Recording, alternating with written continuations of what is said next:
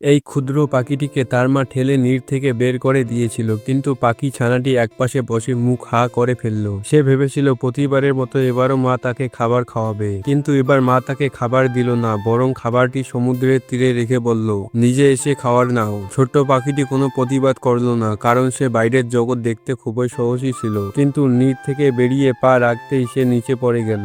তবু সে উঠে সমুদ্রের কাছে দৌড় দিল। মায়ের কাছে পৌঁছে সে আবার মুখ হা করলো, কিন্তু মা নিজেই খাবার খেয়ে ফেললো এবং বলল, এখন তোমাকে নিজের খাবার নিজেই খুঁজতে হবে। তখন তার নজর পড়ল মাটিতে ফুটন্ত বুদবুদের ওপর, আর সে তৎক্ষণাৎ সেগুলো নিয়ে খেলতে শুরু করলো। খেলতে খেলতে সে একটি ঝিনুক তুলে নিল, কিন্তু খুশি হওয়ার আগেই সব পাখি সমুদ্রের দিকে দৌড়ানো শুরু করলো। মা ইশারায় বলল, তাড়াতাড়ি পিছনে আয়, কিন্তু কয়েক পা চলার পর আবার বুদবুদ তার মনোযোগ ভাঙলো, আর সে থেমে গেল। তখনই পিছন থেকে একটা বড় ঢেউ এসে তাকে ভিজিয়ে দিল, আর সে ভয় পেয়ে ভিজে ছানা হয়ে গেল। এবার সে আরো একবার নীড়ে গিয়ে তার মার কাছে হা করলো। মা বুঝলো এখন তাকে কঠোর হতে হবে, তাই সে ছোট্ট পাখিটিকে উপেক্ষা করলো।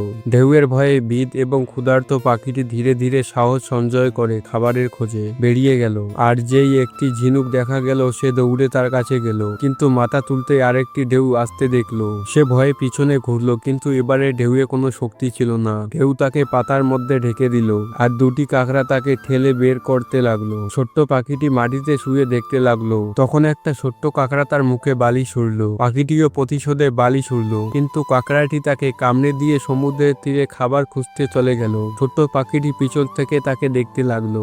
যখন সে দেখলো ঢেউ কাঁকড়াগুলোকে ঢেকে ফেলেছে, তখন ভয় পেয়ে সে তাদেরকে বাঁচাতে গেল, কিন্তু কাঁকড়াগুলো ধীরে ধীরে বেরিয়ে এলো নিজেদের ঝরে, আবার খাবার খুঁজতে লাগলো। হঠাৎ একটি কাঁকড়া বালিতে লুকিয়ে গেল। পাখিটি উপরে তাকাতেই একটি বড় ঢেউকে দেখলো। এখন পালানোর সময় ছিল না। ছোট্ট পাখিটি কাঁকড়ার মতো নিজেকে বালিতে লুকিয়ে ফেললো। তখন কাঁকড়াটি বেরিয়ে এসে তার ঠোঁটে ঠোঁট দিয়ে বলল, চোখ খোলো। পাখিটি চোখ খুলে দেখলো বুদবুদ গুলো আসলে ঝিনুক থেকে আসছে। ঢেউ আবার এসে তাকে ভিজিয়ে দিল, কিন্তু এবার সে ভয় পেল না, বরং আরো উৎসাহ হলো। এখন সে বুদবুদের কাছে গিয়ে ঝিনুক খুঁজতে লাগলো এবং একটি বড় ঝিনুক পেয়ে গেল। সেই দিন থেকে সে বড় পাখিদের চেয়েও দ্রুত ঝিনুক খুঁজতে শিখলো, এমনকি কখনো কখনো নিজের শরীরের চেয়ে বড় ঝিনুক খুঁজে বের করত। এভাবেই ছোট্ট পাখিটি জীবনযাপন শিখে গেল।